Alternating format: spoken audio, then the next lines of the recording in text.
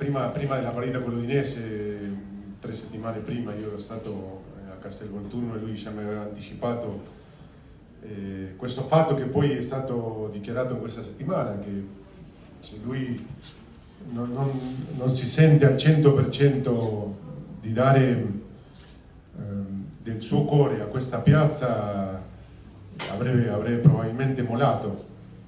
È difficile da accettare perché aveva appena vinto o stava per vincerlo, anche se in quel momento il vantaggio comunque era importante.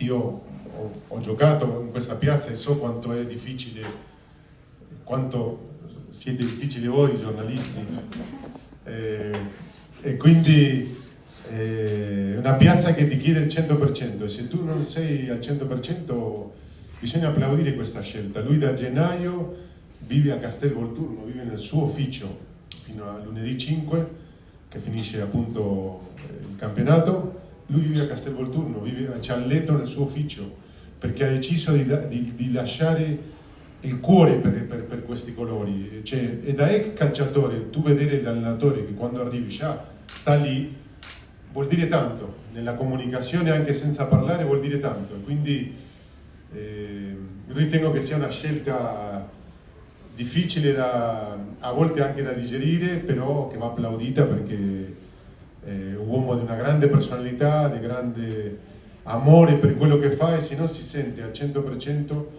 è giusto fare un passo all'indietro e applaudire, perché veramente va via da vincitore. Insomma, questo in questa piazza vuol dire tanto. Davvero. Domande? Secondo me.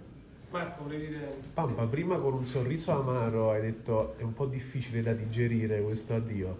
Tu che hai avuto modo di sapere quasi per prima la notizia, hai avuto anche il modo di dirglielo al mister che magari eri un po' dispiaciuto, fra virgolette, deluso da tifoso di questa notizia? Sì, un po', io le ho chiesto il perché non lo posso dire, okay, chiaramente. Però è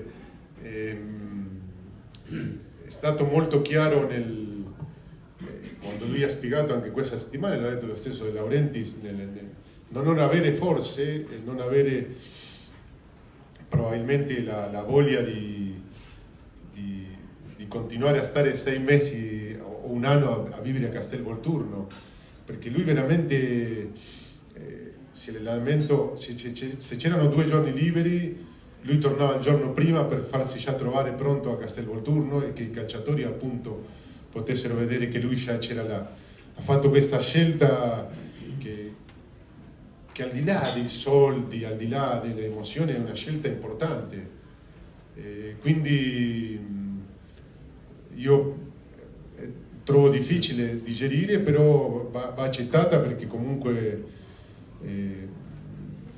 se non ha la forza di dare il 100% a questa piazza che ti chiede il 100%, secondo me è molto coraggioso, e voglio pensare che anche nel futuro la capiremo molto meglio questa scelta. Adesso probabilmente l'emozione, la festa che ci sarà domenica non ci lascia probabilmente trovare una risposta lucida, ma con il tempo, come in tutte le cose, lo capiremo meglio.